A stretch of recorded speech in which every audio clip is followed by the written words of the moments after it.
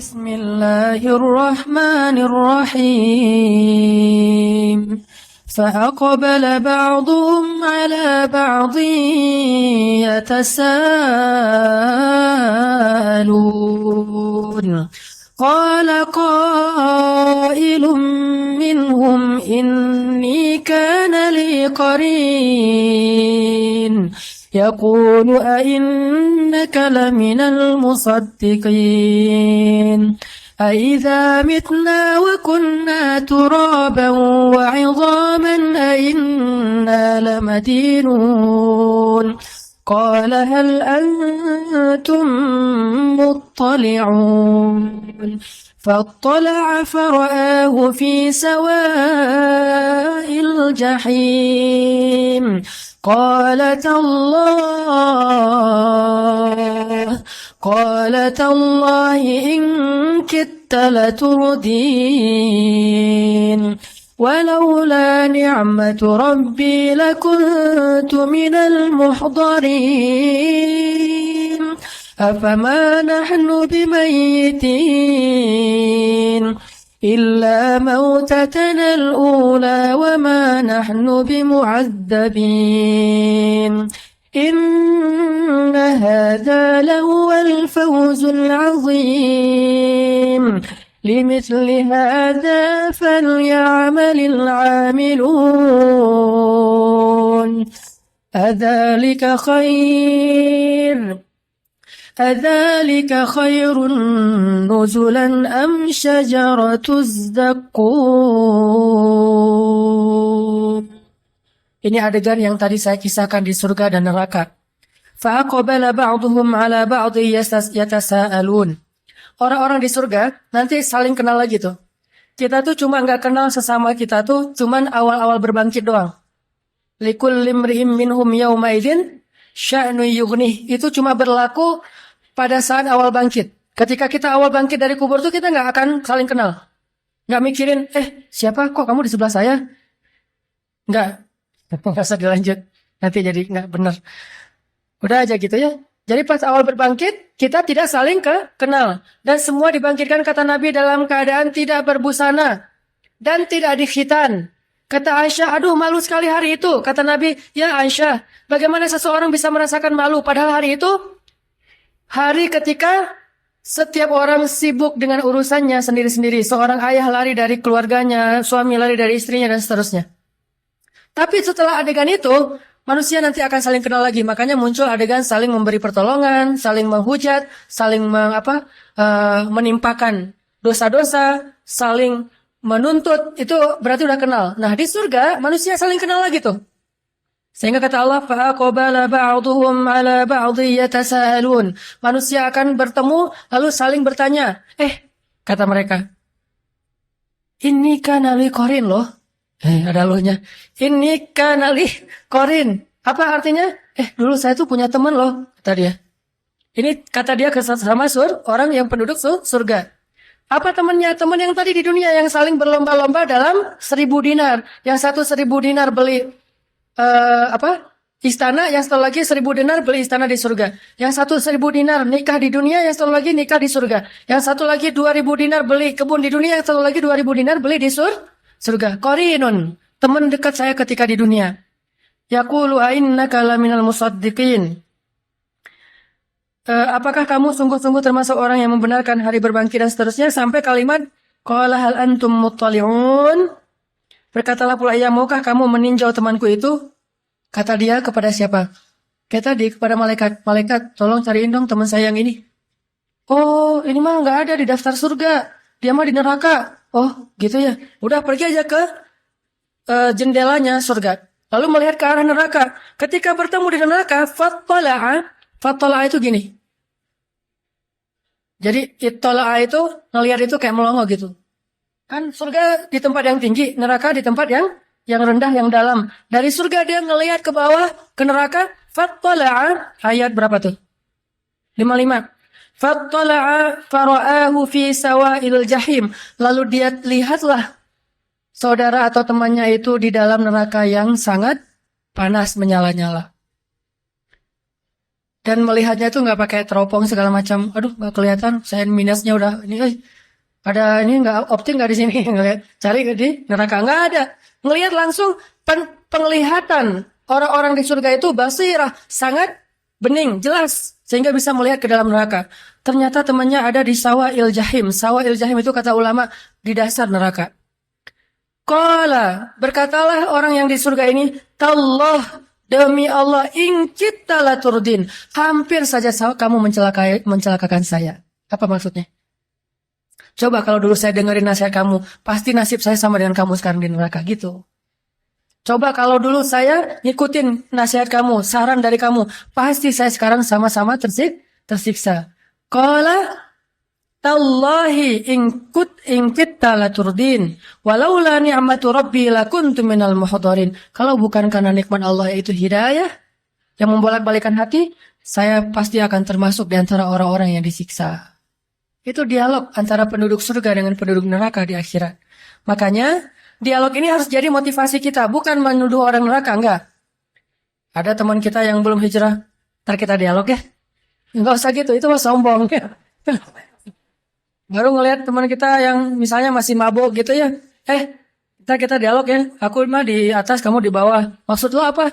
Kamu di neraka, saya di surga. Nanti lihat kita, lo baca aja di surat Shafat. Saya akan ngomong kayak gitu ke kamu. Nggak boleh kayak gitu. No judgment ya. Nggak boleh menghakimi orang lain. Cuman, ini bukan untuk menghakimi orang lain. Tapi untuk memotivasi diri kita. Beda ya. Bukan untuk menghakimi orang lain. Tapi untuk memotivasi diri kita. Karena bisa jadi orang yang tadi kita hakimi. Ternyata sama-sama di surga. Kita sama-sama di surga kata dia. Nggak ada dialog yang seperti kamu gambarin. Oh gitu ya. Nggak jadi dialognya. Nggak jadi. Soalnya saya udah hijrah juga misalnya. Dialognya jadi fa'aqbala ba'dhum 'ala ba'dhin yatasaalun. Dialognya itu di ayat yang tadi pertama, saling sama-sama di surga. Kalau di Al-Waqiah, yatufu 'alaihim wildanun mukhalladun biaqwabi wa abariqa wa ka'sim min ma'in la yusaddauna anha wa la yunzafun. Jadi nanti mereka lagi ngobrol gitu ya, terus lewat pelayan-pelayan anak muda yang mukhalladun, yang kekal, bawa ka'sin, gelas-gelas bening dari permata dan menuangkan khamr. Jadi kita minumnya di surga itu khamar. Tapi khamar berkualitas tinggi. Yang kalau di dunia mungkin tidak ada nilai yang sanggup membayar khamar itu. Satu tetesnya aja lebih mahal daripada dunia dan seisinya. Sedangkan khamar di dunia, kadang kita ada khamar yang di beberapa kafe itu satu gelasnya atau satu botolnya 5 juta. Saya pas ngelihat harganya, wah 5 juta. Mending saya kredit motor nih. Namanya juga orang pas-pasan. Orang 5 juta itu untuk minum doang tuh. Kita 5 juta lumayan bisa modal usaha. Di dunia aja khamar bisa 5 juta satu botol. Di akhirat satu tetesnya lebih mahal daripada dunia dan seisinya. La yusaddauna anha wa la yunzifun. Tidak akan mabuk orang yang meminum minuman itu. Minum sesukanya, lezatnya lebih lezat tetapi tidak akan menghilangkan pikiran atau akal mereka. Jadi kita tos, gimana dulu di dunia? Wah, kenapa kamu mabuk gitu? Ternyata dia bawa dari gitu ya, nggak boleh ya, nggak boleh Pak. Saking ada sahabat yang kayak gitu, ada mau mati aja bawa khamar, bukan ke surga bawa khamar ya, mau mati aja bawa khamar. Siapa dia? Seorang sahabat Nabi yang udah hijrah tapi nggak bisa berhenti minum. Cuma itu doang yang dia belum bisa hijrah, yang lain udah hijrah. Sehingga dia berdoa, dia bilang ke anak-anaknya, wahai anak-anakku, kalau ayah nanti meninggal, kuburkanlah ayah di bawah pohon anggur. Sehingga buah-buah anggur yang jatuh ke tanah yang sudah busuk, kemudian masuk ke dalam tanah, cairannya itu bisa membasahi tulang-tulang ayah. Coba, saking ediknya dengan khamar. Sampai meninggalnya aja pengen di bawah pohon anggur, itu artinya bawa khamar ke akhirat. Dia mau meninggal aja bawa anggur tuh. Nah ternyata nggak ada itu di surga, nggak ada orang minum khamar. Loh kok mabuk ya? Perasaan di surga nggak ada yang mabuk deh. Nih, jangan-jangan mereknya apa nih? Nggak ada ya di surga maya. Semuanya lurus. Sehingga dialog itu akan terjadi nanti di akhirat. Ini motivasi buat kita. Sehingga kalau misalnya kita sedikit ngerasa agak kayak, kok hidup saya susah gini, padahal udah hijrah, bilang aja apa yang ada di sisi Allah lebih baik. Saya udah mudah-mudahan dapat di akhirat. Kalau misalnya orang lain bisa membeli segala macam di dunia, kita belinya lewat sedekah aja, lewat dua rakaat sholat, lewat tasbih. Kita mengatakan misalnya Subhanallahil azim, subhanallahi wa bihamdi. Itu pahalanya apa? Satu kali mengucapkan subhanallahil azim, subhanallahi wa bihamdi, pahalanya Allah tumbuhkan satu pohon kurma di surga.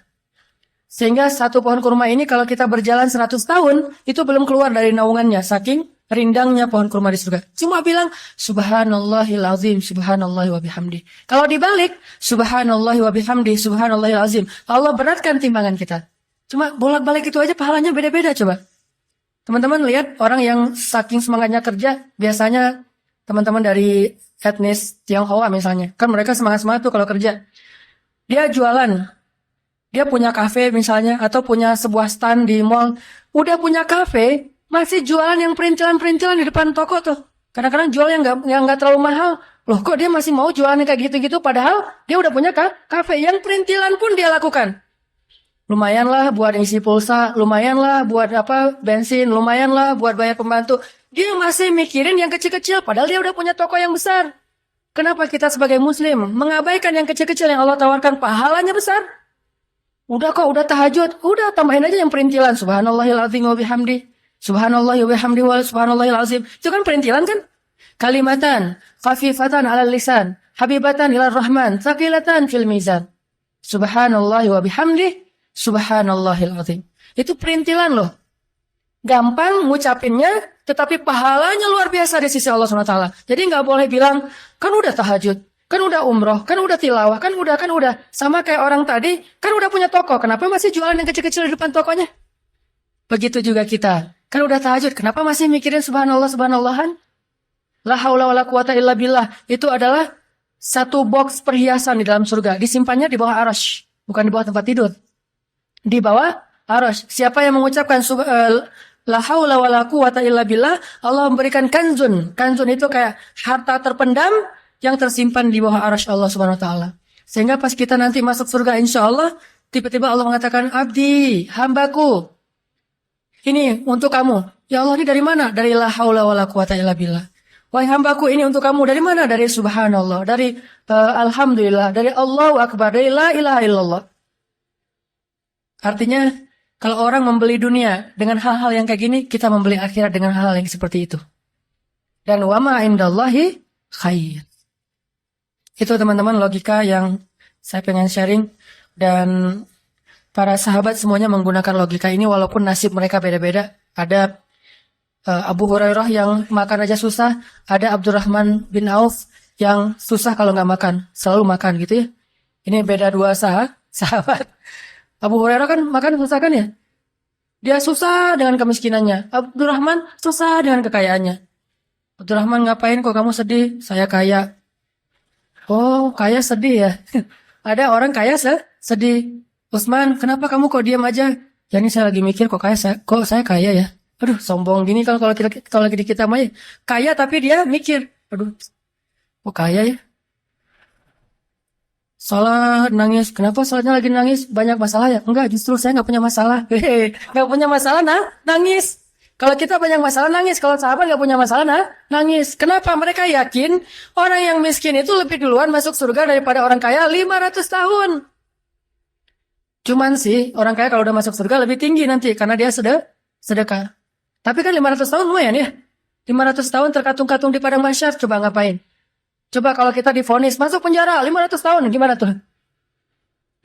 Sehari pun nggak masuk penjara kan? Karena langsung dibawa ke kuburan. Divonis karena dia bersalah maka dia akan dikurung di dalam penjara selama 500 tahun. Coba, sama aja seumur hidup kan? Bayangin 1500 tahun itu di padang mahsyar itu paling sedikit jaraknya dengan orang miskin. Makanya Nabi berdoa, ya Allah, hidupkan saya sebagai orang miskin. Matikan saya sebagai orang miskin. Bangkitkan saya bersama orang miskin. Berani? Kalau berani kita doain nih bareng-bareng nih. Berarti emang kita betul belajar. Termasuk saya sih, saya juga nggak pernah berani. Saya ngedoa kayak gitu. Saya tahu semua doa Nabi itu baik, tapi yang ini saya nggak berani. Gini, ya Allah, coba kalau kita minta, ya Allah berikan kepada saya apa yang diminta oleh Rasulullah. Jangan ngomong gitu. Jangan-jangan kita nggak sanggup dengan apa yang diminta oleh Rasulullah. Salah satunya doa tadi itu. Sanggup nggak? Ya Allah, saya susah mau doa, nggak tahu mau minta apa. Ya kayak Rasul aja deh ya Allah, gitu. Ternyata Rasulullah mintanya apa? Ya Allah, hidupkan saya sebagai orang miskin. Begitu kita udah amin, miskin nih. Allah, masalahnya di mana ya dari doa saya? Ini mah orang nggak ngerti ya nih. Nah, ini kenapa bisa kayak gitu? Gara-gara dia nggak paham logika Allah. Dia minta aja terus nggak tahu cara pandang Allah itu luar biasa. Allah itu maha bijaksana. Sedangkan kita butuh kebijaksanaan dari Allah Subhanahu Wa Taala. Makanya kalau belum berani doa, ya Allah hidupkan saya sebagai orang miskin, doa kayak Umar aja. Ya Allah, ini agak lebih ini dikit nih, lebih ringan dikit. Kalau tadi kan berat banget tuh. Ini agak medium lah, nggak terlalu bold. Ini yang medium ya, yang mediumnya gini. Ya Allah, berikanlah bagi saya harta secukup yang saya butuhkan. Secukup yang saya butuhkan. Secukup keperluan saya. Kalau saya perlu jalan-jalan, ada. Jangan diperjelas, tapi ya segitu aja. Umar mah doanya kayak gitu. Ya Allah, berikan saya harta secukup yang saya butuhkan. 2 helai pakaian, 1 dicuci, 1 dipakai. Yang udah kotor dicuci, yang ini dipakai, yang udah kering. Dan 1 kendaraan, kemudian tempat tinggal yang bisa menghalangi saya dari panas dan dingin. Gitu aja. Ini permintaan Umar. Nah, ini agak-agak medium dikit nih. Berani? Tapi jangan didefinisikan tafsir kita tadi ya. Perlu ini ada, perlu itu ada. Ini tafsir birra'i. Tafsir dengan akal kita. Kalau nggak berani yang segitu, mintalah yang light. Kan tadi bold banget nih Rasulullah ya. Umar, medium. Kita yang light-light aja deh. Gimana yang light? Ya Allah, jadikan hamba sebagai hambamu yang pandai bersyukur. Kalau pandai bersyukur artinya apa? Kan kita nih kayak main sama Allah tuh, main sama Allah. Ngomong sama Allah tuh pakai bahasa tinggi gitu. Kan Allah maha paham kan? Ya Allah, jadikanlah hamba sebagai orang yang pandai bersyukur. Artinya apa? Berarti Allah kasih nikmat dan kasih kepada kita hati yang bersyukur. Itu paling light. Ada di atas itu? Nggak ada lagi. Udah segitu aja. Kalau kita minta, ya Allah berikan saya rezeki yang sebanyak-banyaknya. Jangan lupa. Dan juga hati yang pandai bersyukur. Inni as'aluka ilman nafi'a wa qalban syakira wa rizqan wasi'an. Jangan rizqan wasi'an, tapi qalban kufur. Nah ini na'udzubillah min dzalik. Seperti sa'labah. Oke, itu aja yang bisa saya sampaikan pada malam ini. Mudah-mudahan bermanfaat. Kesimpulannya apa teman-teman? Kesimpulannya, wa ma indallahi khair. Jadi jawabannya dari 2 tambah 2 adalah wa ma indallahi khair. Logika hitung-hitungan orang beriman dengan orang kafir itu berbeda. Orang kafir segalanya dihitung dengan duniawi, orang beriman segalanya dihitung dengan ukhrawi, yaitu surga Allah SWT. Sehingga kita tidak putus asa dan juga tidak bersedih hati.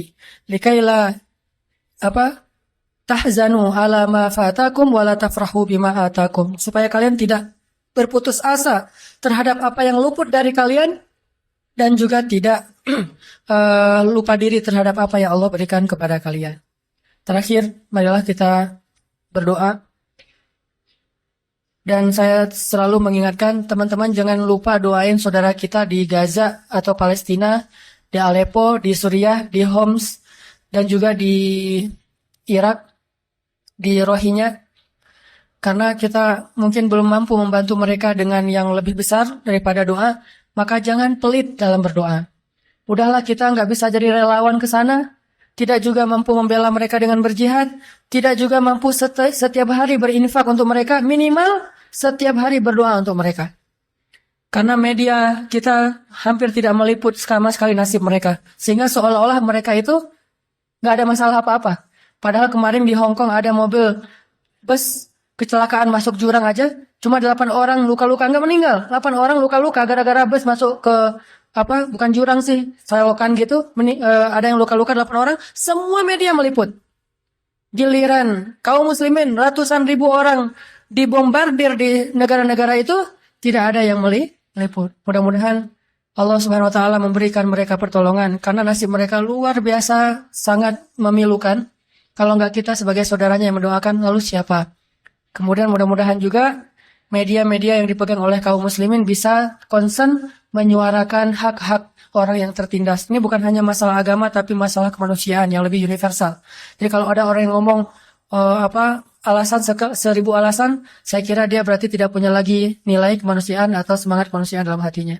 Kemudian kita doakan juga supaya Indonesia ini bisa ikut membantu negeri-negeri yang tertindas itu secara politik dan juga atas nama negara, bukan hanya atas nama bangsa. Berita terakhir, Raja Qatar sudah menyediakan sebuah kota di Palestina. Dia bikin kota, bukan bikin apartemen, bikin kota yang ada sekitar ratusan apartemen. Raja Qatar nih bikin kota di Palestina khusus untuk korban perang.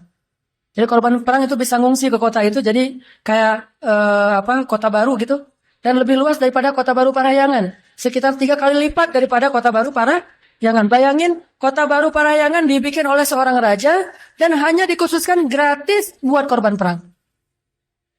Ini kalau penguasanya beriman, dan kita berdoa untuk penguasa-penguasa kita, semoga Allah Subhanahu wa taala menetapkan hatinya dalam keimanan dan memberikan ke dalam hatinya keberanian dan inisiatif untuk membela kebenaran itu benar dan kebatilan itu batil, sehingga tidak ada keraguan-raguan di dalam hatinya. Bismillahirrahmanirrahim. Alhamdulillahirabbil alamin. Alhamdulillahilladzi an'ama alaina ni'matal iman wal islam. Allahumma ij'alna laka dzakkarin, laka syakkarin. Allahumma ilaika aslamna wa bika amanna wa 'alaika tawakkalna wa bika khasamna.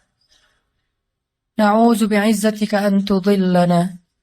Antal hayyul ladzi la yamut wal insu wal jinnu yamutun. Allahumma zalamna anfusana zulman katsira fa innahu la yaghfiru adh-dhunuba illa anta faghfir lana maghfiratan min 'indika warhamna innaka antal ghafurur rahim. Rabbana atina min ladunka rahmah wa hayyi' lana min amrina rashada waj'al lana min kulli dhiqin makhraja wa min kulli hammin faraja wa min kulli usri yusra. Allahumma ansuril Islam wal muslimin. Allahumma ansuril muslimina fi Palestin. Allahumma ansuril muslimina fi Suriah. Allahumma ansuril muslimina fil Iraq. Allahumma ansuril muslimina al-mustad'afina al-mazlumina fi Rohingya. Allahumma ansuril mujahidina fi kulli makan. Allahumma wahid sufufahum وسدد رميهم واشفي جرحاهم وارحم شهداءهم. اللهم ألف بين قلوب المسلمين كما ألفت بين قلوب المهاجرين والأنصار. اللهم اجعل بلدنا إندونيسيا هذا بلدا آمنا وارزق أهله من الثمرات من آمن منهم يا رزاق. اللهم اهدي شباب المسلمين. اللهم استر عورات المسلمين. اللهم انصر ديننا. اللهم انصر ديننا. اللهم انصر دعوتنا هذه. اللهم انصر دعوتنا هذه. اللهم اغفر لنا ولوالدينا يا ربنا ولأمهاتنا ولآبائنا ولإخواننا ولأخواتنا ولأساتذتنا ولجميع المسلمين.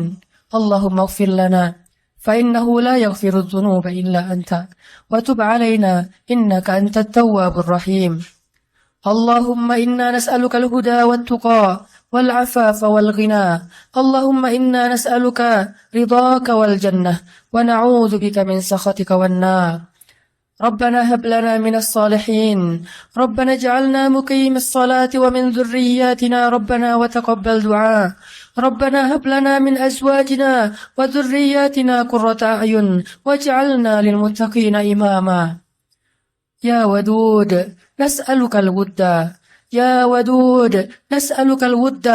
يا ودود يا أرحم الراحمين نسألك الرحمة والود.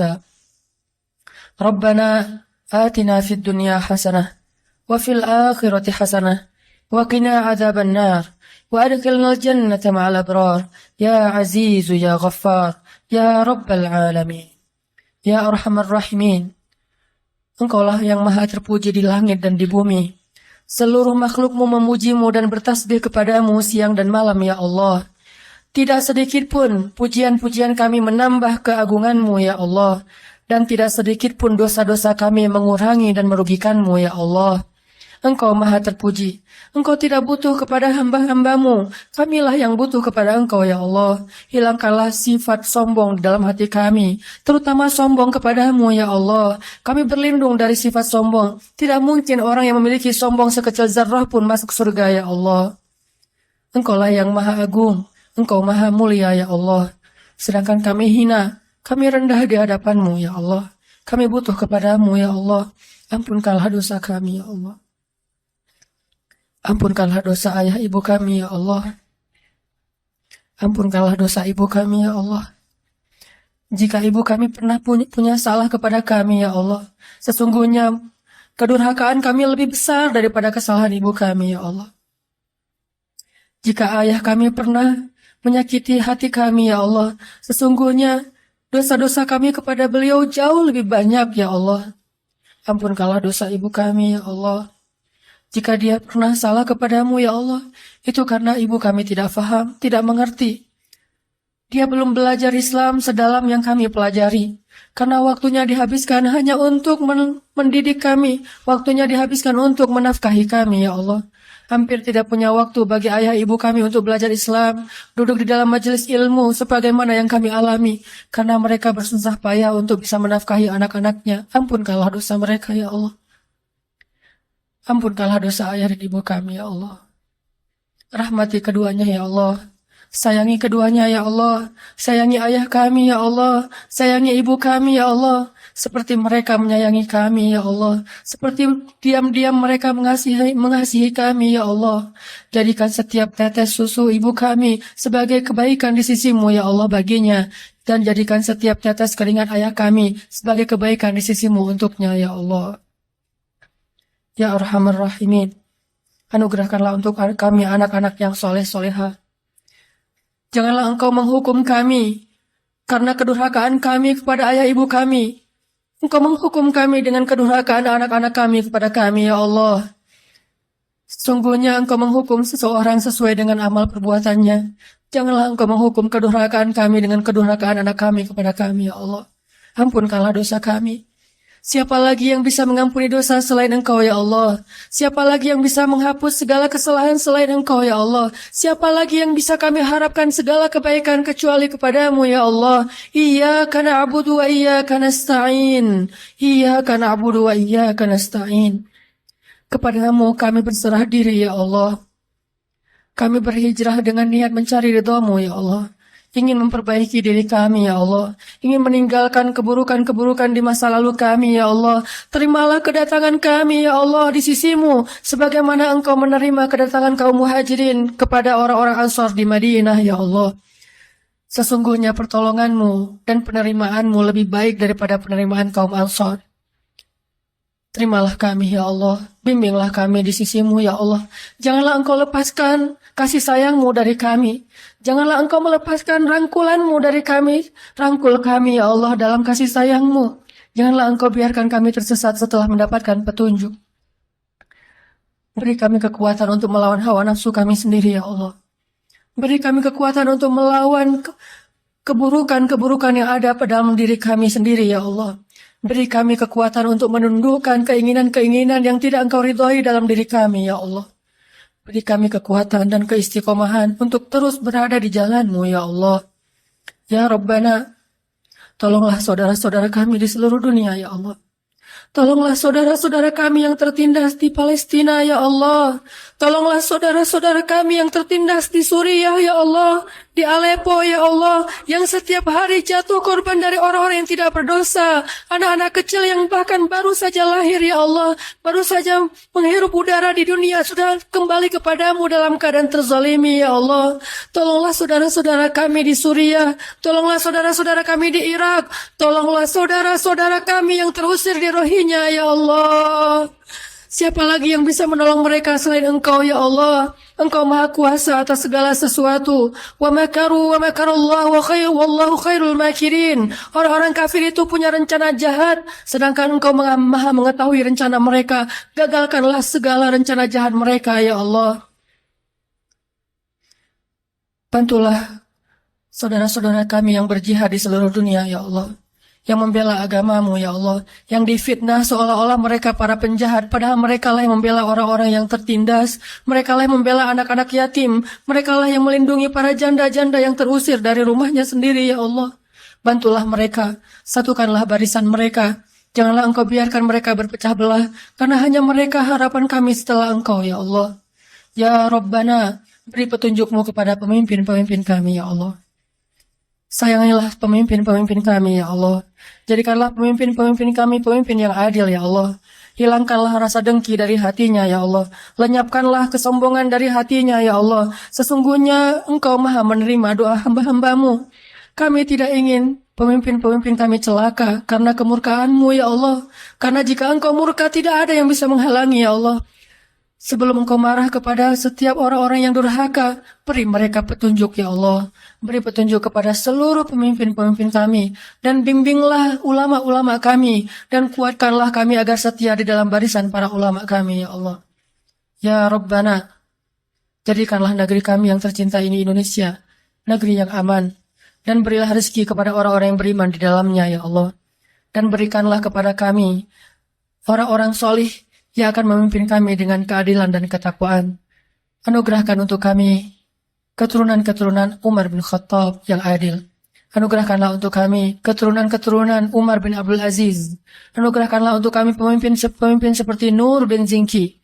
Anugerahkanlah untuk kami pemuda-pemuda seperti Ashabul Kahfi. Anugerahkanlah untuk kami pemuda-pemuda seperti Muhammad Al-Fatih. Anugerahkanlah untuk kami pemuda-pemuda yang pemberani, yang cerdas, yang kreatif, yang soleh, yang di tangan mereka Engkau akan memenangkan agamamu, ya Allah. Berilah petunjuk kepada para pemuda Islam di Bandung, pemuda Islam di seluruh Indonesia, ya Allah. Berkahilah pertemuan kami ini, ya Allah. Maafkanlah jika kami punya banyak dosa di dalam pertemuan ini, ya Allah. Mungkin kami terlalu berlebihan, mungkin kami salah ucap. Ampunkanlah dosa kami, ya Allah. Rabbana, beri kami kebaikan di dunia dan kebaikan di akhirat, dan lindungilah kami dari api neraka. Barakallahu li wa lakum. Subhanakallahumma wa bihamdika asyhadu an la ilaha illa anta astaghfiruka wa atubu ilaik. Assalamualaikum warahmatullahi wabarakatuh. Alhamdulillahirabbil alamin. Hamdan katsiran tayyiban mubarakan fih kama yuhibbu rabbuna wa yarda. Asyhadu an la ilaha illallah wahdahu la syarika lah. وأشهد أن محمدا عبده ورسوله لا نبي بعده. اللهم صل وسلم وبارك على سيدنا محمد كما ذكره الذاكرون الأخيار. وصل وسلم وبارك على سيدنا محمد ما اختلف الليل والنهار. وصل وسلم وبارك على سيدنا وحبيبنا ومولانا محمد وعلى المهاجرين والأنصار. عباد الله، أوصيكم ونفسي بتقوى الله، وتزودوا فإن خير الزاد التقوى، إن أكرمكم عند الله أتقاكم، فاتقوا الله ما استطعتم. ولقد قال الله تعالى في القرآن الكريم: أعوذ بالله من الشيطان الرجيم، يا أيها الذين آمنوا اتقوا الله حق تقاته ولا تموتن إلا وأنتم مسلمون. Jamaah Jumat yang dirahmati Allah Subhanahu wa taala.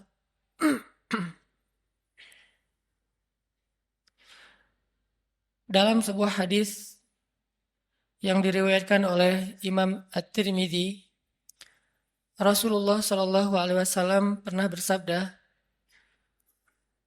An Abdullah bin Mas'ud radhiyallahu an qala Rasulullah sallallahu alaihi wasallam, Ala ukhbirukum biman yahrumu 'alan nar aw biman tahrumu 'alaihin nar, ala kulli qaribin hayyinin sahlin. Dari Abdullah bin Mas'ud radhiyallahu an, ia berkata, Rasulullah sallallahu alaihi wasallam bersabda, maukah kalian aku beritahu orang-orang yang tidak akan disentuh oleh api neraka, atau orang yang tidak akan masuk ke dalam api neraka? Mereka adalah setiap orang yang memiliki sifat qaribin hayyinin sahlin. Hadis riwayat At-Tirmidzi. Dalam riwayat yang lain disebutkan ala kulli hayyinin layyinin qaribin sahlin. Orang yang memiliki 4 sifat, yaitu sifat hayyin, sifat layyin, sifat qaribin, dan sifat sahlin. Shadaqa Rasulullah sallallahu alaihi wasallam. Jamaah yang dirahmati Allah, ada 4 sifat yang kita bisa ambil di dalam beberapa hadis tadi. sifat yang sangat diistimewakan oleh Allah Subhanahu wa taala pada diri seorang hamba. Bahkan Nabi SAW sampai memberikan jaminan, siapapun yang memiliki 4 sifat ini, tahrumu alaihin nar. Api neraka tidak akan membakarnya, atau dia tidak akan mungkin masuk ke dalam api neraka. Sifat yang pertama adalah sifat hayyin. Kalau kita membaca di dalam Al-Quran, di antara ayat yang menjelaskan tentang sifat hayyin ini adalah surat Al-Furqan ayat 63. Allah Subhanahu wa taala berfirman, A'udzu billahi minasy syaithanir rajim. Bismillahirrahmanirrahim.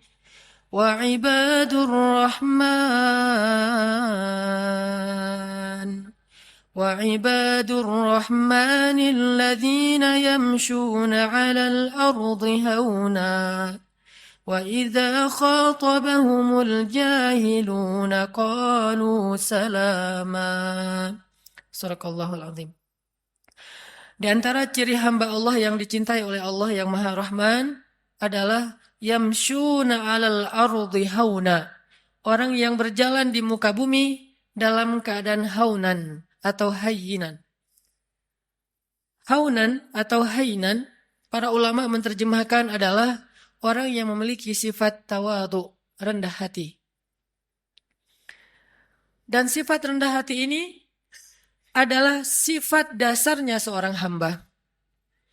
Bahkan kalau kita memberi judul terhadap ayat yang pertama turun kepada Nabi SAW, maka ayat yang pertama turun kepada Nabi itu ada 2 judul atau 2 tema besar. Tema yang pertama adalah tentang kebesaran Allah, dan tema yang kedua adalah tentang kehinaan seorang hamba. Itulah ayat yang pertama turun kepada Nabi. Iqra bismi rabbikal ladzi khalaq. Ini ayat tentang kebesaran Allah. Khalaqal insan min 'alaq. Ini tentang kerendahan makhluk. Atau Iqra wa rabbukal akram. Allah yang maha mulia. Alladzi 'allama bil qalam. Yang maha tahu segala sesuatu dan mengajarkan ilmu kepada manusia. 'Allamal insan ma lam ya'lam. Mengajarkan kepada manusia apa yang sama sekali mereka tidak tahu. Jadi kalau kita mau ngasih judul terhadap ayat atau wahyu yang pertama turun kepada Nabi SAW, ternyata yang berhubungan dengan makhluk, ayat yang pertama turun itu adalah ayat tentang tawadhu, ayat tentang rendah hati. Rendah diri bahkan di hadapan Allah dan rendah hati di hadapan makhluk. Karena ini adalah sifat dasarnya seorang hamba. Tidak mungkin disebut hamba ketika dia meninggikan diri, menganggap dirinya mulia, menganggap dirinya di atas, menganggap dirinya tinggi. Karena dasarnya seorang hamba itu adalah rendah. Sehingga ketika seorang hamba meletakkan dirinya pada status yang Allah telah tempatkan dia, baru Allah akan memuliakan dia. Tidaklah seseorang bersedekah kecuali hartanya akan bertambah, dan tidaklah seseorang merendahkan dirinya kecuali Allah akan mengangkat derajatnya. Tapi sebaliknya, ketika seorang hamba menempatkan dirinya di posisi yang lebih tinggi, maka Allah akan menjatuhkan dia sebagaimana Allah menjatuhkan iblis. Ana khairum min, saya lebih baik daripada dia, kata iblis. Maka sejak saat itu iblis diusir dari surga dan dikutuk untuk selama-lamanya. Sifat rendah hati, bahkan rendah diri di hadapan Allah Subhanahu wa taala adalah identitas aslinya makhluk. Identitas aslinya hamba. Dan inilah ciri hamba yang dicintai Allah Subhanahu wa taala. Hayyin. Kalau kita belajar kepada Rasulullah SAW, di antara contoh-contoh bagaimana Nabi menunjukkan hayyinan, sifat tawadhu, rendah hatinya beliau kepada sesama, adalah kisah ketika Nabi SAW duduk di antara sahabat-sahabat Ahlu Sufah. Ahlu Sufah itu adalah istilah untuk segolongan sahabat yang miskin, yang mereka makan roti dari bahan yang kasar. Rotinya itu kasar dan keras, sehingga kalau ingin dimakan, roti itu harus direndam dulu dengan air baru bisa dimakan. Saking kasar dan kerasnya roti ini. Dan dalam bahasa Arab ini diistilahkan dengan qadid. Ketika Nabi duduk di antara para sahabat miskin, lalu mereka menghidangkan roti-roti yang keras di hadapan Nabi, lalu mereka merasa tidak enak hati karena malu kepada Rasulullah, menganggap Rasulullah tidak pantas makan roti seperti yang mereka makan. Apa kata Nabi? Sesungguhnya saya adalah anak seorang perempuan yang biasa makan qadid. Sesungguhnya saya adalah anak seorang perempuan yang biasa makan qadid. Nabi ingin menempatkan dirinya sama dengan yang lain, sehingga yang lain tidak merasa canggung kepada beliau. Dan beliau mengatakan, saya sudah biasa makan makanan seperti ini dari dulu juga. Jadi kita sama. Akhirnya para sahabat merasa nyaman makan bersama Rasulullah SAW. Ini namanya hayyin. Tidak mencari perbedaan, tidak menganggap dirinya tidak pantas atau tidak level dengan orang lain, tetapi justru merendahkan diri sehingga menjadi sama dengan orang lain. Bahkan dalam riwayat yang lain yang mungkin ceritanya juga cukup terkenal, walaupun ulama memberikan judul yang berbeda-beda terhadap kisah ini, adalah kisah ketika Nabi bertemu dengan sekelompok penggembala ternak. Dan di Arab pada masa itu, yang menggembala ternak rata-rata bukan menggembala ternak pribadinya, bukan miliknya. Biasanya milik orang kaya, digembalai oleh orang-orang miskin. Sama kayak Nabi dulu pernah menggembala ternak-ternak orang Mekah, bukan ternak beliau sendiri. Ketika Nabi duduk di antara para penggembala, maka Nabi menyampaikan tidaklah Allah mengutus seorang Nabi kecuali mereka pernah menggembala ternak. Kenapa Nabi mengatakan ini? Mungkin ada ulama yang memberi judul hadis ini dengan judul tentang karakter building, tentang leadership. Tetapi jangan lupa bahwa angle lain dari kisah ini adalah sesungguhnya Nabi mencari persamaan antara beliau dengan orang di sekelilingnya. Bahwa beliau mengatakan, tidaklah Allah mengutus seorang Nabi kecuali pernah menggembala ternak. Seolah-olah menggembala ternak itu adalah pekerjaan yang mulia. Dan membuat mereka tidak pesimis, tidak rendah diri di hadapan Nabi SAW. Ini adalah cara-cara cerdas Nabi SAW dalam menyampaikan akhlak, menunjukkan akhlak hayyin, rendah hati di antara para sahabat. Banyak lagi hadis-hadis yang luar biasa, kisah-kisah bagaimana Nabi rendah hati di antara orang lain, di antara para sahabat. Bahkan ketika Nabi SAW berbicara dengan anak kecil, maka Nabi akan jongkok supaya setara ukuran tubuh beliau dengan tubuh anak kecil. Tidak berbicara seolah-olah beliau adalah seorang atasan kepada anak kecil yang bekerja di rumah beliau seperti Anas bin Malik. Ini bahasa-bahasa hainan, orang-orang yang rendah hati di hadapan makhluk. Dan Allah Subhanahu wa taala seringkali mengingatkan manusia tentang sifat rendah hati dengan cara menyebutkan asal muasal penciptaan manusia. Hampir semua ayat tentang penciptaan manusia ada pesan moral tentang hainan, rendah hati di dalamnya. Tidakkah kalian perhatikan dari apa kalian diciptakan? Ada ayat diciptakan dari tanah, ada ayat diciptakan dari dua manusia yaitu Adam dan Hawa. Ada ayat yang diciptakan dari setetes air yang hina. Ada ayat yang diciptakan dari segumpal darah. Intinya adalah kalian harus tahu diri bahwa kalian sebetulnya bukan siapa-siapa. Allah lah yang telah memberikan kepada kalian kehormatan dan kemuliaan. Intinya adalah rendah hati. Hampir semua ayat tentang penciptaan manusia ada pesan tentang rendah hati di dalamnya. Makanya Nabi SAW mengatakan, di antara 4 sifat yang paling dicintai Allah kepada makhluk adalah hayyin, sifat rendah hati. Memandang orang lain sama dengan dirinya. Dan di antara makna sombong atau takabur adalah merendahkan orang lain dan menganggap dirinya lebih baik daripada orang lain. Jamaah yang dirahmati Allah Subhanahu wa taala. Sifat yang kedua, hayyinin layyin. Layyin ini secara bahasa artinya bertutur kata dengan bahasa yang lemah lembut. Kalau kita memperhatikan bagaimana Islam bisa memadukan antara lemah lembut dengan ketegasan, ini menunjukkan betapa akhlak dalam Islam itu sempurna. Karena banyak orang yang tidak bisa memadukan dua hal ini, seolah-olah ketika bersikap lemah lembut, dia menjadi lemah. Dan ketika bersikap tegas, dia menjadi kasar. Padahal tegas dan kasar sesuatu yang berbeda, lemah dan lembut juga sesuatu yang berbeda. Layyin dan tegas, lemah lembut dan tegas, sesuatu yang bisa dipadukan karena dua-duanya akhlak yang mulia. Mustahil Dua akhlak mulia itu tidak bisa dipadukan, itu mustahil. Yang tidak mungkin dipadukan adalah akhlak mulia dan akhlak yang tercela. Maka kalau ketegasan kita sepakati sebagai akhlak mulia, pasti mungkin sekali untuk memadukan ketegasan dengan sikap lemah lembut. Bahkan salah satu ayat yang cukup jelas mengajarkan kepada kita tentang sikap lemah lembut dalam situasi apapun adalah ayat ketika Allah mentarbiyah, mendidik Musa dan Harun ketika mengutus keduanya untuk berdakwah kepada Firaun. Ketika Allah mengutus Musa dan Harun berdakwah kepada raja yang paling zalim yang pernah hidup di muka bumi, bukan hanya raja yang keras, yang kasar, bahkan raja ini pernah mengaku dirinya sebagai Tuhan. Bukan hanya syirik, tapi dia mengaku sebagai Tuhan. Dia mengatakan, Ana Rabbukumul A'la. Saya adalah Tuhan kalian yang paling tinggi.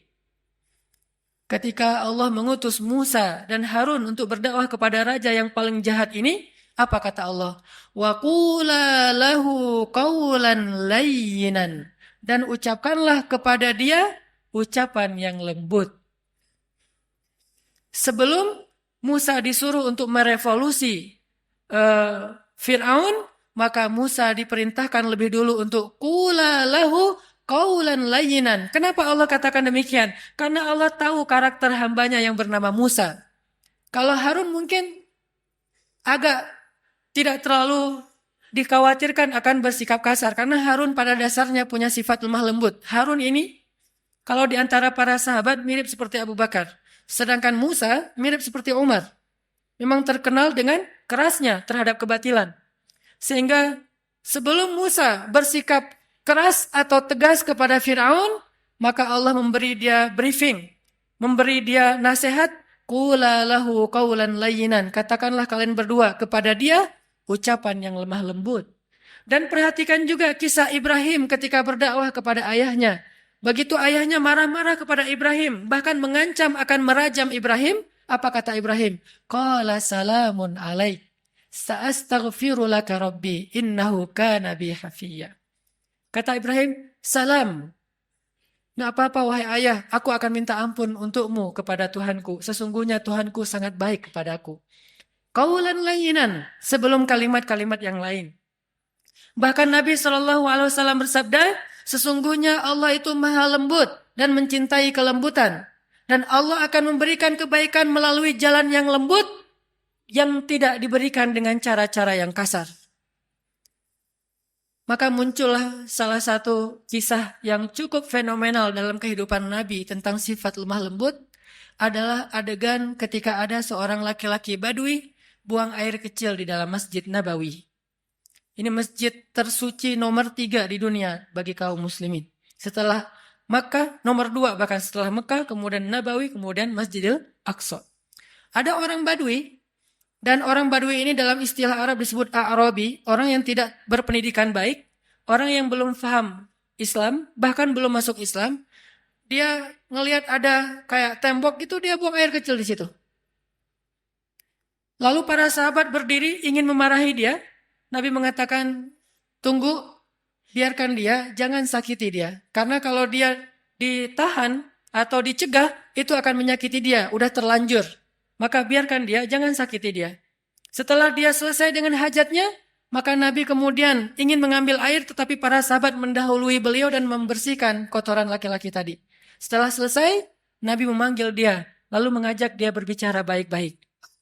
Walaupun tidak disebutkan secara detail, apa yang Nabi ucapkan kepada laki-laki ini, tetapi kesimpulannya dengan kelembutan Nabi bertanya tentang siapa namanya, dari mana asalnya, lalu memberi nasihat ini tempat apa, kenapa tidak boleh buang air kecil di sini. Setelah Nabi menasihatinya baik-baik, akhirnya dia kemudian masuk Islam. Dan setelah dia masuk Islam, dia berdoa kepada Allah, ya Allah, rahmatilah saya dan juga Rasulullah SAW, yang lain jangan. Sampai dia berdoa seperti itu. Rahmati saya dan Rasulullah saja, yang lain jangan. Karena dia sebel sama yang lain. Sama Rasul dia cinta. Kemudian Nabi tersenyum dan mengatakan, kalau berdoa jangan berdoa seperti itu. Doakanlah kebaikan buat semuanya. Baru dia katakan, ya Allah rahmati saya, rahmati Rasulullah, rahmati kami semuanya. Sikap lemah lembut. Termasuk juga ada seorang laki-laki di zaman Nabi yang sering kali merencanakan untuk membunuh Nabi SAW. Sampai suatu ketika dia berhasil ditangkap oleh para sahabat, dibawa ke Madinah. Sampai di Madinah, Nabi menyuruh sahabat untuk mengikat dia di salah satu tiang masjid. Jadi dulu masjid juga berfungsi sebagai penjara darurat. Dia diikat di tiang masjid. Setiap kali Nabi datang ke masjid, Nabi tersenyum kepada dia dan bertanya, bagaimana kabarmu? Awalnya dia marah. Udah tahu diikat, nanya kabar. Terus Nabi datang lagi, dia ditanya, gimana kabarmu hari ini? Gimana kabarmu hari ini? Terus Nabi bertanya. Intinya Nabi menyapa dia, walaupun dia musuh. Dan ternyata lama-kelamaan dengan sapaan Nabi yang lembut, tulus, dan senyum Nabi yang luar biasa, akhirnya dia menjawab, baik wahai Muhammad. Bagaimana kabarmu? Baik wahai Muhammad. Lalu Nabi mengatakan, lepaskan ikatan dia. Setelah dilepaskan ikatannya, Nabi bertanya kepada dia, menurutmu apa yang harus kami lakukan kepadamu? Kata dia, kalau engkau mau lepaskan saya akan pulang ke kampung saya, akan saya ambil harta yang banyak, lalu saya berikan kepadamu tebusan terhadap diri saya. Dan peganglah janji saya. Maka Nabi mengatakan, tidak, engkau tidak perlu menebus, engkau bebas. Dia mengatakan, saya bebas? Ya. Tapi kalau kamu ingin kembali ke negerimu, mandilah terlebih dahulu. Dia disuruh mandi. Setelah dia selesai mandi, dia diajarkan cara berwudu. Ternyata gara-gara keadaan suci itu Allah menurunkan hidayah ke dalam hatinya. Lalu dia masuk Islam. Setelah dia masuk Islam, dia ketemu dengan Rasulullah. Dia mengatakan, sungguh dulu engkau adalah orang yang paling saya benci. Maka sekarang engkau adalah orang yang paling saya cintai. Allah mengubah sesuatu dengan sifat lemah lembut yang tidak bisa diubah dengan sifat yang kasar dan keras. Lalu muncul lagi adegan, seorang laki-laki di zaman Nabi, Muslim, tapi dia suka minum. Lalu ketika dia dalam keadaan mabuk, dia suka mengganggu orang di jalan. Sehingga ditangkap oleh para sahabat, dihadirkan kepada Nabi. Nabi mengatakan, ikat dia di depan masjid. Lalu Nabi mengatakan, kita akan menghukum dia dengan cara setiap orang yang datang ke masjid mengambil sendalnya dan memukul dia dengan sendal mereka. Setiap masuk masjid. Setiap masuk masjid, sendal dipegang, pukul. Dan memukulnya pun di bagian yang tidak akan melukai. Mungkin di lengannya atau di kakinya. Dipukul lalu masuk ke masjid. Supaya dia sadar. Lalu tiba-tiba ada seorang laki-laki, sahabat, memukulnya sambil mencela dengan mengatakan, celaka kamu. Maka Nabi SAW mengatakan, jangan begitu. Janganlah engkau membantu syaitan untuk mencelakakan saudaramu. Tegas, tetapi tetap menjaga kehormatannya. Sampai Nabi bersabda, kalau kita baca kitab Riyadhus Shalihin, ada bab yang khusus masalah ini. Nabi bersabda, jika budak perempuan kalian berzina, maka cambuklah dia, tetapi jangan mencela dia. Kalau dia berzina untuk kedua kalinya, cambuklah dia, tetapi jangan mencela dia. Kalau dia berzina lagi untuk ketiga kalinya, maka juallah dia walau dengan harga seutas tali yang murah, tetapi jangan mencela dia. Dalam Islam tidak ada ruang untuk mencela siapapun. Tetapi hukum, hak agama untuk ditegakkan. Sedangkan celaan bukan bagian dari agama. Ini sikap lemah lembutnya Islam tanpa kehilangan ketegasannya. Kemudian Nabi juga mengatakan tentang bagaimana seorang suami kepada istri. Istausu bin nisa'i khairan, fa innal mar'ata khuliqat min dhila, wa inna a'wajad dhila a'lah. Perlakukanlah istri kalian dengan lemah lembut, dengan baik. Karena sesungguhnya perempuan itu tercipta dari tulang rusuk. Dan tulang rusuk yang paling bengkok itu yang atasnya. Jika kalian terlalu kaku, keras, mereka akan patah. Dan jika kalian membiarkan mereka tetap bengkok, istausu bin nisa'i khairan. Perlakukan mereka dengan lemah lembut. Ini diantara banyak sekali riwayat-riwayat tentang pentingnya sifat lemah lembut, walaupun bukan berarti tidak ada ketegasan sama sekali. Yang ketiga, setelah hayyinin, rendah hati, layyinin, lemah lembut, ada sahlin. Sahlin itu sahlin, mudahkan. Kalau ke dirinya easy going, kalau ke orang lain itu dia sangat gampang, enjoy gitu. Tidak terlalu mempersulit urusan orang lain. Dan saking ingin memudahkan urusan orang lain, Nabi SAW sering kesulitan sendiri. Saking ingin memudahkan urusan orang lain, sampai beliau sering kesulitan sendiri. Di antaranya, suatu saat Nabi sedang berada di pasar, tiba-tiba ada seorang perempuan, kemudian meminta Nabi, hei anak muda temenin saya belanja.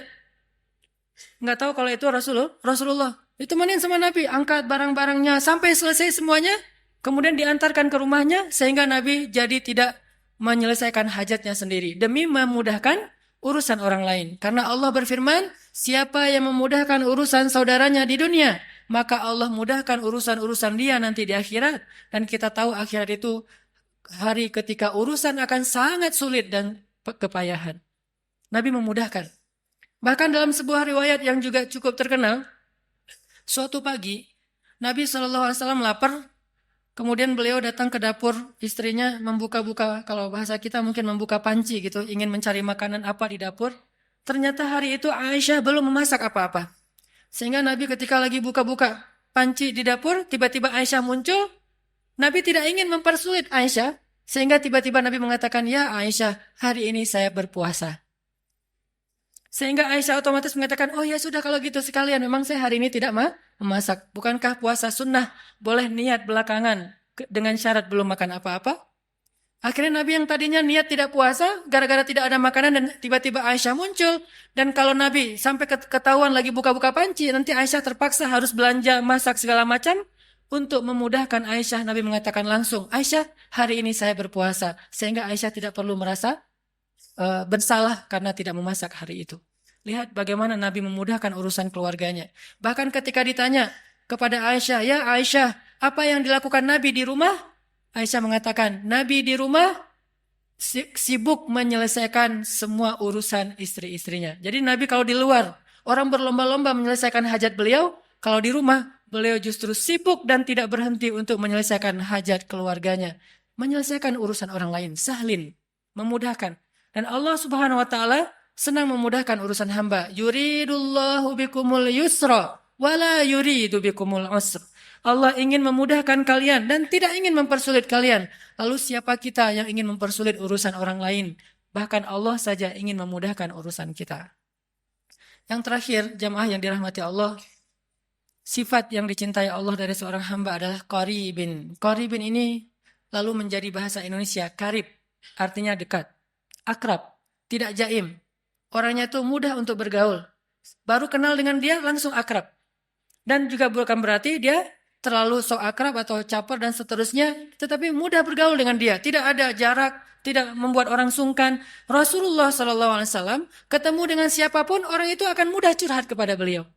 Bahkan seorang perempuan yang baru kenal beliau, dengan nyaman curhat kepada beliau. Datang seorang perempuan mengatakan, ya Rasulullah, bukankah Allah la yastahi minal haq? Allah tidak malu kalau kita ngomong tentang suatu kebenaran? Kata Nabi, ya. Memangnya ada apa? Kata dia, ya Rasulullah, bagaimana cara membersihkan haid? Seorang perempuan nyaman bertanya itu kepada Rasulullah. Dan pasti tidak akan nyaman bertanya itu kepada yang lain. Bagaimana cara membersihkan haid? Nabi mengatakan, ya dibersihkan. Kata dia, ya tapi bagaimana? Kata Nabi, ya dibersihkan. Kata dia, ya tapi bagaimana ya Rasul? Akhirnya Aisyah yang mendengar pertanyaan ini, memegang tangannya, membawa dia masuk ke dalam dan dijelaskan secara lebih jelas, lebih detail, karena Nabi tidak mungkin menjelaskan itu kepada yang bukan mahramnya. Tapi intinya di sini, betapa seorang perempuan merasa nyaman untuk curhat, menanyakan perihalnya kepada Rasulullah, termasuk sampai turun ayat curhat di dalam Al-Quran. Tahukah kita surat curhat di dalam Al-Quran?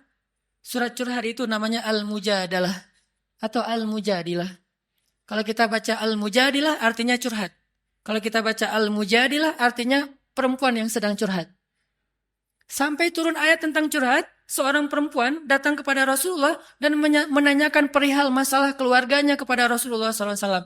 Dan tidak ada orang yang datang kepada Nabi dalam keadaan kecewa. Maka jamaah yang dirahmati Allah Subhanahu wa taala, tunjukkan 4 sifat ini dalam kehidupan sehari-hari kita. Mulai dari keluarga, tetangga, siapapun, bahkan orang yang kadang kita tidak kenal di jalan. Bukankah dengan tersenyum kita bisa mencairkan suasana? Bukankah dengan sedikit mengalah itu tidak akan merugikan kita? Kita adalah muslim. Dan sebagai muslim, kita punya tanggung jawab untuk memperlihatkan bahwa Islam itu agama yang indah, agama yang terbaik. Jangan sampai agama Islam ini dicela justru karena akhlak kita yang tidak baik. Berarti kita telah mencoleng agama kita sendiri. Barakallahu li walakum.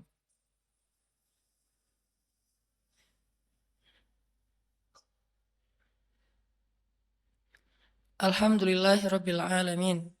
Asyhadu an la ilaha illallah wa asyhadu anna Muhammadar Rasulullah. Allahumma salli wa sallim wa barik ala sayyidina wa habibina wa maulana Muhammadin wa ala alihi wa sahbihi ajma'in. Jamaah yang dirahmati Allah Subhanahu wa taala, Allah Subhanahu wa taala berfirman, Bismillahirrahmanirrahim. Ya ayuhan nas, ya ayyuhalladzina amanu la yaskhar qaumun min qaum asa ayyakunu khairam minhum wala nisa'um min nisa' asa ayyakunna khairam minhun. Janganlah kalian saling mencela, karena bisa jadi orang yang dicela itu lebih baik daripada orang yang mencela. Begitu juga sekelompok perempuan. Jangan mencela kelompok perempuan yang lain, karena bisa jadi perempuan yang dicela itu lebih baik daripada yang mencela. Intinya, ayat-ayat akhlak di dalam Al-Quran itu sangat banyak, dan jangan lupakan bahwa akhlak itu sama pentingnya dengan akidah dan ibadah. Dan bukan berarti mengambil akhlak membuang akidah dan ibadah. Atau sebaliknya, mengambil akidah dan ibadah saja tapi mengabaikan akhlak. Islam adalah sebuah kesatuan. Memahami Islam itu harus kafah. Udkhulu fis silmi kafah. Masuklah kalian ke dalam agama ini secara utuh. Utuh artinya tidak mengambil sebagian ayat dan membuang sebagian yang lain. Mengambil satu sunnah dan membuang sunnah yang lain. Mengambil satu syariat dan membuang syariat yang lain. Maka siapapun yang membeda-bedakan antara satu ayat dengan ayat yang lain, satu sunnah dengan sunnah yang lain, satu syariat dengan syariat yang lain, sungguh dia tidak beriman kepada Allah Subhanahu wa taala. Yukhadi'una Allah walladzina amanu wama yakhda'una illa anfusahum. Mudah-mudahan kita bisa mengamalkan ayat dan hadis-hadis tentang akhlak ini dalam kehidupan kita, dan Allah Subhanahu wa taala memberikan apa yang dijanjikan kepada kita, yaitu terhindar dari api neraka. Terakhir, marilah kita sama-sama berdoa, dan saya selalu berharap kaum muslimin di seluruh dunia, hari Jumat adalah yaumud du'a, hari diijabahnya doa. Maka bantulah saudara-saudara kita di Suriah, di Palestina, di Rohingya, di seluruh dunia, termasuk mungkin yang di Indonesia seperti di Aceh dan di seluruh Indonesia. Bantulah mereka dengan doa. Mudah-mudahan doa-doa kita akan meringankan urusan-urusan mereka dan akan mendatangkan pertolongan Allah Subhanahu wa taala kepada mereka.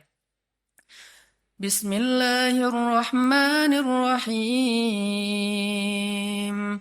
Allahumma ighfir lana walil muslimin. Allahumma ighfir lana waliwalidayna warhamhuma kama rabbayana sighara. Allahumma inna nas'aluka al-huda wat-tuqa wal-'afafa wal-ghina.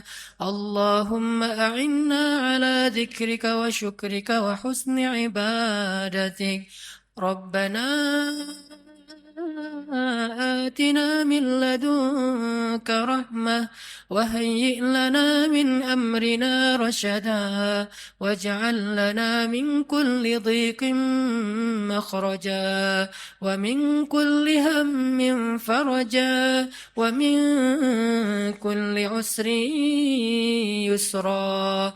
اللهم انصر الإسلام والمسلمين.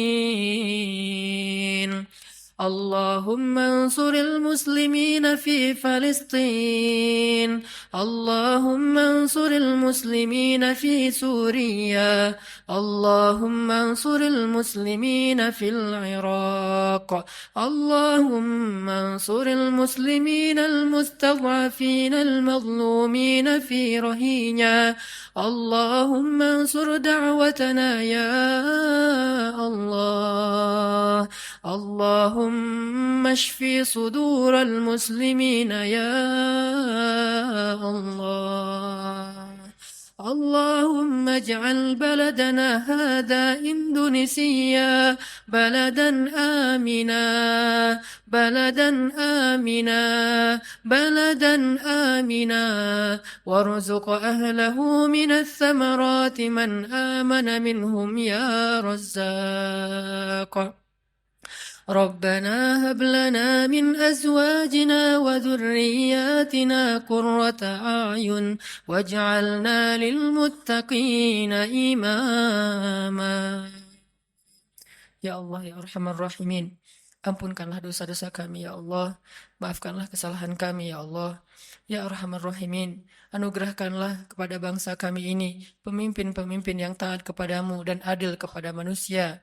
Berilah petunjuk-Mu kepada pemimpin-pemimpin kami, dan bimbinglah ulama-ulama kami. Berilah hidayah-Mu kepada pemuda-pemuda Islam di Indonesia, dan bangkitkanlah Islam di tangan-tangan para pemudanya. Berikanlah kepada kami keluarga-keluarga yang menjadi penyejuk mata kami, dan jadikanlah kami imam dalam ketakwaan. Ya Arhamar Rahimin, bantulah saudara-saudara kami di seluruh dunia, saudara-saudara kami di Palestina, di Suriah, di Irak, di Myanmar, di Yaman, di Mesir, dan di seluruh dunia. Ya Allah, bantulah saudara-saudara kami di Nanggro Aceh Darussalam, dan kuatkanlah kesabaran mereka. Hindarkanlah negeri ini dari malapetaka dan musibah-musibah yang akan mengambil dan menyakiti urusan dan menyulitkan urusan kaum muslimin. Ya Arhamar Rahimin, satukanlah barisan kaum muslimin, satukanlah hati kaum muslimin. Engkaulah yang menggenggam hati hamba-Mu. Tidak ada daya dan upaya kecuali dengan kebesaran-Mu, ya Allah. Ya Arhamar Rahimin, jadikanlah kami termasuk di antara orang-orang yang menolong agama-Mu. Jangan Engkau biarkan kami menjadi orang yang hanya duduk berpangku tangan dan membiarkan agama-Mu dalam keadaan terlunta-lunta. Ya Arhamar Rahimin, selamatkanlah kami di dunia dan di akhirat. Jauhkan kami dari azab kubur. Berikanlah kepada kami husnul khatimah. Rabbana atina fid dunya hasanah wa fil akhirati hasanah wa qina adzabannar. Qulu qauli hadza wastaghfirullah li wa lakum innahu huwal ghafurur rahim. Benar kan kata Allah, kalau mereka fuqara, yughnihimullah, maka Allah akan memberikan kekayaan untuk mereka atau kecukupan. Jadi obat hati itu adalah yakin kepada Allah. Dan cara yakin kepada Allah, baca firman-firman Allah Subhanahu wa taala. Allah berjanji di dalam banyak ayat untuk bisa menjadi iman, menambah faith, menambah keyakinan di dalam hati kita. Tinggal kita baca aja. Banyak banget ayat-ayat kayak gitu. Jadi begitu kita galau tentang gimana nanti nih, apa yang harus saya kasih, gimana menafkahi, baca nih ayat. Gitu juga kalau misalnya kita cari kerjaan atau cari nafkah. Allah Subhanahu wa taala juga memberikan kita banyak sekali ayat-ayat yang menjadi janji dari Allah bahwa siapa yang yakin kepada Allah, pasti Allah Subhanahu wa taala akan menjaganya. Itu banyak banget ayat kayak gitu. Salah satunya teman-teman bisa baca minimal banget teman-teman bisa baca di surat Hud ayat 6. Coba baca surat Hud, surat 11 ayat 6. Ini juga ayat untuk ngecas iman kita. Apa kata Allah di ayat 6 surat Hud? Bismillahirrahmanirrahim. Wa ma min dabbatin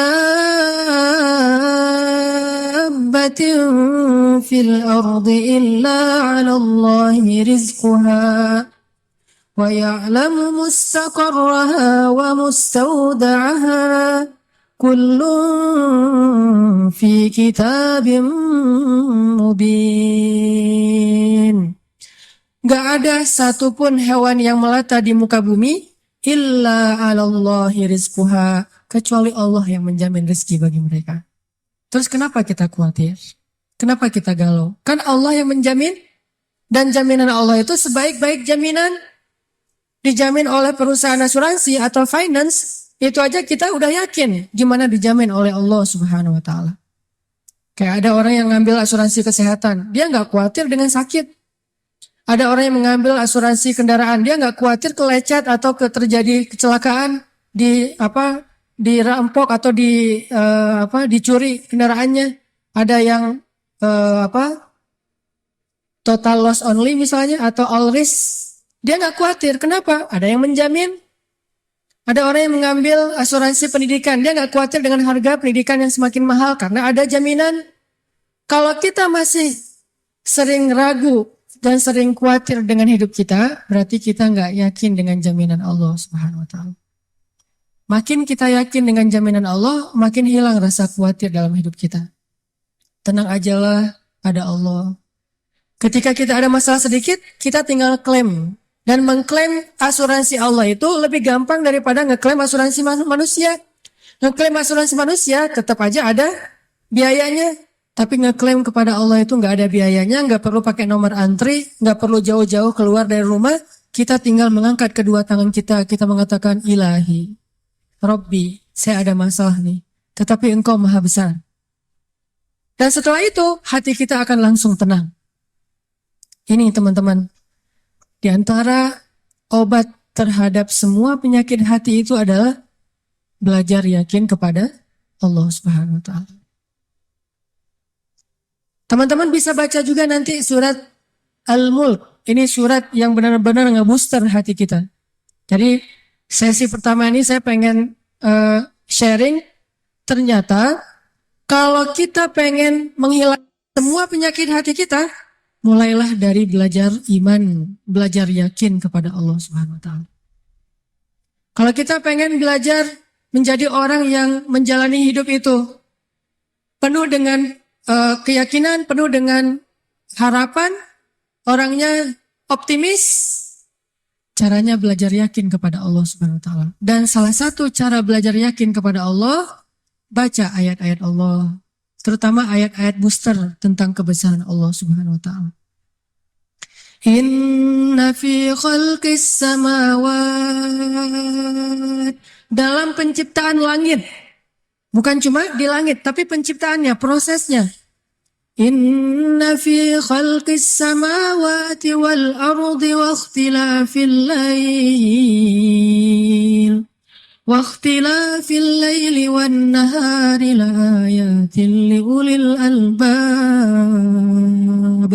Langit, bumi, silih bergantinya malam dan siang atau musim, di situ ada bukti-bukti bahwa Allah Maha Kuasa. Kalau itu aja buat Allah gampang, cuma kun fayakun, apalagi cuma ngurus kita yang cuma kecil dibandingkan langit dan bumi. Kita itu dibandingkan langit dan bumi, gak ada apa-apanya. Kalau langit dan bumi aja buat Allah gak ada apa-apanya lagi, apalagi kita. Jadi intinya teman-teman, kenapa kita khawatir kalau Allah menjamin kehidupan kita? Kenapa kita khawatir kalau Allah berjanji menolong kita? Kenapa kita khawatir kalau Allah Subhanahu wa Ta'ala tidak akan menyia-nyiakan kebaikan kita?